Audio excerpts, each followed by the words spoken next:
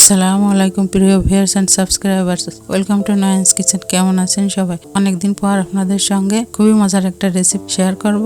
খেতে যেমন অসাধারণ, আর রান্না করতে তো সময় লাগবে না। আমি আজকে এখানে সবজি পোলাও রান্না করব। তার জন্য 600 গ্রাম পরিমাণ পোলাও চাল আগে থেকে ধুয়ে পরিষ্কার করে রাইস কুকারে নিয়ে নিয়েছি। আর এখানে সবজি নিয়েছি, হলুদ কালারের ফুলকপি, গাজরও 1 মুঠ পরিমাণ আছে, মটরশুঁটিও হাতের 1 মুঠ পরিমাণ, আর একটা ক্যাপসিকামের সামান্য অল্প একটু পরিমাণ কেটে দিয়েছি। 4টার মতো কাঁচামরিচ ফালি করে দিয়েছি, 2টো তেজপাতা, 2 টুকরা দারচিনি, 4টা এলাচ, স্বাদ মতো লবণ, 2 চামচ পরিমাণ ঘি, আদা রসুন মিলিয়ে 1/2 চামচ পরিমাণ আছে, পরিমাণ মতো সয়াবিন তেল দিয়ে ভালো করে হাত দিয়ে এখন মেখে নিব।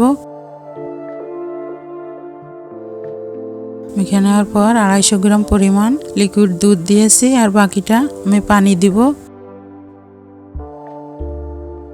দেখেন আমি হাত দিয়ে মেপে দেখাচ্ছি, চাল আর পানি মিলে আঙ্গুলের ওই 2 কর পর্যন্ত থাকবে।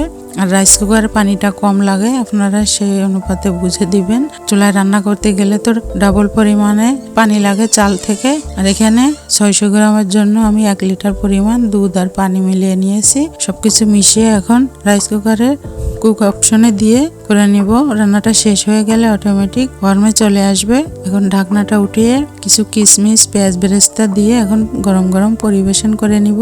দেখতে যেমন সুন্দর, খেতে তো অসাধারণ। অবশ্যই বাসায় একবার হলেও রান্না করে খেয়ে দেখবেন, আর বাচ্চারা তো খুবই পছন্দ করবে। আমার আজকের রেসিপিটি ভালো লাগলে একটা লাইক দিবেন, আমার চ্যানেলটা সাবস্ক্রাইব করবেন। দেখা হবে আগামী রেসিপিতে। সেই পর্যন্ত সবাই ভালো থাকবেন, সুস্থ থাকবেন। আল্লাহ হাফেজ।